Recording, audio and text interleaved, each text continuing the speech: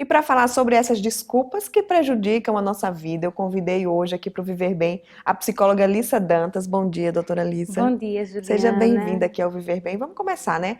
Falando por que essas desculpas atrapalham tanto. Tem tanta gente que teve a desculpa da Copa agora, mas tem gente que vai arrumar outra desculpa, seja as férias, é o dia dos pais, é o aniversário e por aí vai. Sempre tem uma desculpa. Como É, lidar com essas e desculpas? para falar dessas desculpas, a gente tem que trazer, né, o comportamento da autossabotagem, que é muito comum, todo mundo faz, na verdade, o ser humano faz, né, faz parte da vida intrínseca de cada um, mas que precisa ser observado, porque ele acaba levando o ser humano a uma situação negativa, concretizando, fazendo como se fosse uma forma de gesso na vida de cada um e você ficando numa zona de conforto que não é saudável, mas que faz parte de um mecanismo de defesa do inconsciente para que a gente fique meio que protegido. Mas a gente precisa sair dessa zona de conforto para viver e enfrentar a vida de uma forma para seguir, né? Como identificar se eu estou nessa zona de conforto, se eu estou sendo vítima daí da autossabotagem, como quebrar esse gesso? Na verdade, muitas vezes a gente identifica os nossos comportamentos negativos, né? Quando você quer fazer uma dieta, como você falou, quer iniciar uma dieta, quer ter um objetivo de vida no sentido de procurar um sonho, mas simplesmente quando você pensa em fazê-lo, você diz, não vou sair hoje dessa minha zona de conforto, da minha casa para resolver isso, porque de certa forma vai provocar uma certa ansiedade, um certo medo. E quando a gente fala, né, dos nossos medos, das nossas inseguranças, acaba o quê? A gente ficando inseguro e tendo que enfrentar. Nem para todo mundo é tão fácil assim, né? E aí, se você não consegue observar esse comportamento que está ali concretizando de uma forma negativa, muitas vezes os seus familiares observam, os seus amigos, as pessoas que estão mais perto daquela pessoa, e se aquelas pessoas que poderiam lhe ajudar não conseguem, procure um profissional, né, e vá trabalhar em terapia, esse comportamento que sempre lhe coloca numa situação de conforto, mas que não vai lhe levar muito para seguir os seus objetivos diante da vida, né? Teve a Copa aí que foi meio que uma desculpa generalizada, né? O país realmente parou, o Natal parou, mas agora a sensação é de que o ano está recomeçando, que o ano vai começar agora mesmo. Então, teve aqueles projetos, as metas que todo mundo faz lá no início do ano. Como retomar e colocar a vida no prumo de novo, seguindo a linha aí? A Copa para o nosso país, né, realmente parou. Não só o país, mas as cidades sedes, como o caso de Natal. Natal parou por completo. As clínicas pararam, os hospitais, as empresas em si. Isso mexeu com todo mundo e principalmente com os objetivos. Então ficava muito mais fácil se eu tinha um objetivo X e dizer, não, depois da Copa eu faço. Mas será que depois da Copa? Porque você não tentou antes, né? Então traçar a sua meta a partir de agora é mais do que preciso, né? E a autossabotagem vai fazer com que somente você, deixe de fazer os seus objetivos. E aí? Isso é bom para mim? Você tem que se perguntar, eu vou me permitir isso? Continuar nessa situação? Uma situação que é tão negativa, mas eu vou precisar enfrentar certos medos? Vai. Mas enfrente com medo também, porque você só vai saber se aquilo é bom se você enfrentar. Se vai dar errado, pode ser o que vai acontecer, mas tentar faz parte da vida. E também pode se tornar o que a gente chama de síndrome de benefício secundário. E que não é bom, porque todas as vezes que vem essa síndrome, você percebe que você está naquela zona de conforto, que o inconsciente, de novo, está ali lhe protegendo de algo que poderia ser tão saudável para você. E a doutora Lissa, ela trabalha com um grupo de pessoas que trabalha com pacientes que vão realizar cirurgia bariátrica. E a parte psicológica é muito importante, né, nesse processo. Tanto que a equipe da gente trabalha de uma forma interdisciplinar. A gente tem uma equipe multidisciplinar, mas trabalha de forma interdisciplinar para poder os profissionais entre si conversarem sobre aquele paciente. Até porque não existe receita de bolo para cada um, né? A gente vai trabalhar com o ser humano que vem de uma forma tão singular, tão subjetiva e cada um com sua história de vida. Então a gente vai ter que entender, a gente vai ter que traçar meta para cada paciente que vem procurar cirurgia, né? E a cirurgia, pelo menos na equipe da gente, ela é vista como o último recurso que o paciente procura, né? Então ele tem que aderir realmente ao tratamento pré-cirúrgico, que existe toda uma estratégia formulada pela equipe para ele ir para o centro cirúrgico e depois a gente está com a equipe também dando suporte no pós-cirúrgico. Agora sim, voltando aí a questão das desculpas, a pessoa vai, não quer mudar de hábitos, não consegue manter a dieta, não consegue fazer exercício e termina sendo submetido como último recurso à cirurgia bariátrica. Mas se esses hábitos não entrarem na vida dela depois da cirurgia, também não vai adiantar Aí nada, não vai não é nenhum adiantar, milagre. porque a cirurgia a gente coloca o tempo todo, não é milagrosa. E a cirurgia pede uma disciplina de militar mesmo. Então a autossabotagem num paciente desse tem que ser altamente trabalhada. Porque se ele não tiver disciplina, como é que ele vai dar continuidade a um tratamento? Porque a cirurgia se torna um tratamento também. Mais drástico, mais radical, sim. Que traz qualidade de vida, traz. Traz qualidade de vida para o paciente disciplinado.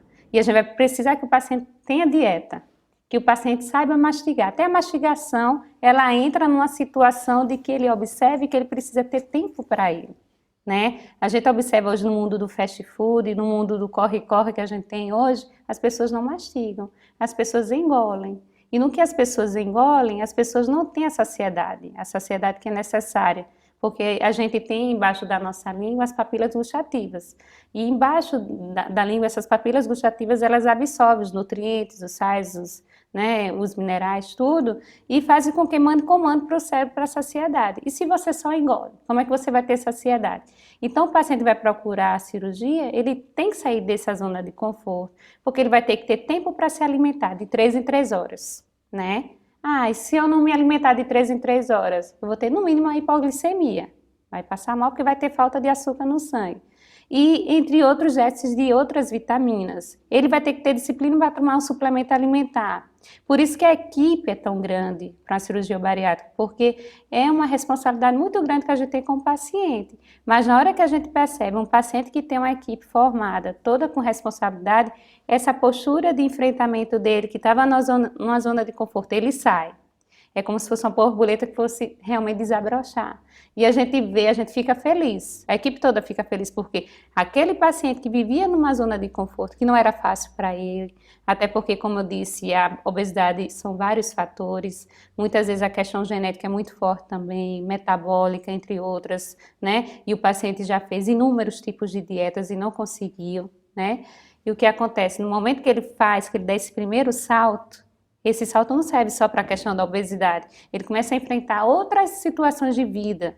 E aí, por isso que é tão importante a psicologia, porque ela vai estar dando suporte para ele, para essa questão comportamental.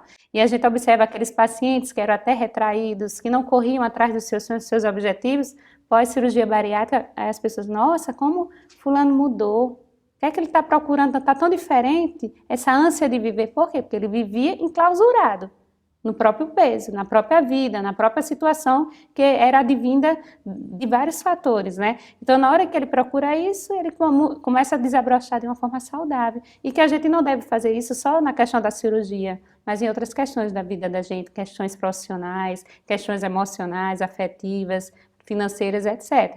Na hora que você coloca um objetivo e que você procura vencer, você sai da zona de conforto. Agora tem que sair, porque aí não vai vir mais aquele sentimento de culpa. Então é isso. O ideal também é não abrir exceções para conseguir sair da zona de conforto. Por exemplo, a Coca-Cola. Você não, a partir de hoje, não toma mais refrigerante, vai no aniversário, só tem refrigerante, vou tomar hoje porque só tem isso. Você tem que ser muito sério com você mesmo. Tem que ter aquela, responsabilidade de fazer a partir de hoje, ponto. E não tomar mais, né? Inclusive em relação à alimentação, você não levar para casa. Porque eu digo muito isso ao meu paciente. Gente, a gente é muito do que a gente leva para casa. Quem é que faz a feira de supermercado na sua casa? Eu sempre pergunto. Ah, não sou eu, é minha esposa.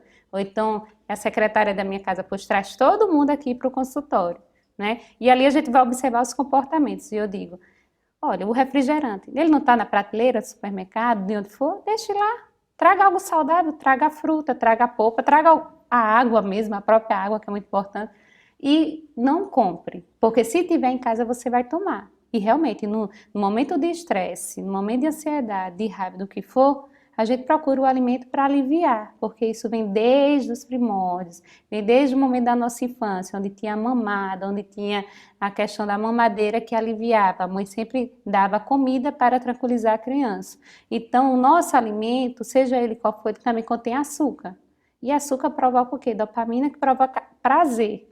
Então, você trazer aquilo que vai provocar prazer o tempo todo para você, traga algo saudável. E a gente, né, tem algo de muito bom. Nós estamos no Nordeste, e onde a gente tem todos os tipos de frutas. A gente tem uma diversidade de fruta muito grande, né, de um país tropical. Então, por que não trazer essas frutas para casa? Não trazer uma qualidade de vida, trocar o industrializado por algo muito mais natural, mais orgânico.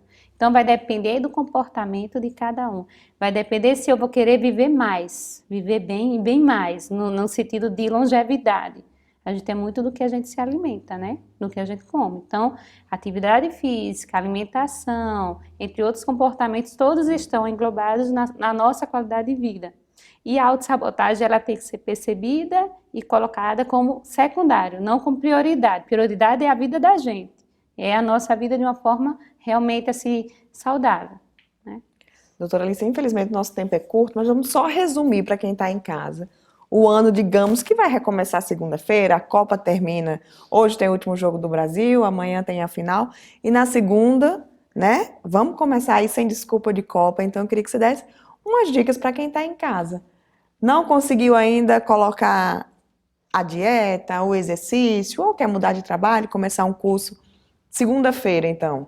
O que é que a pessoa faz para chegar no final do ano com suas metas e objetivos concluídos? Pois é, o ano iniciou no meio do ano.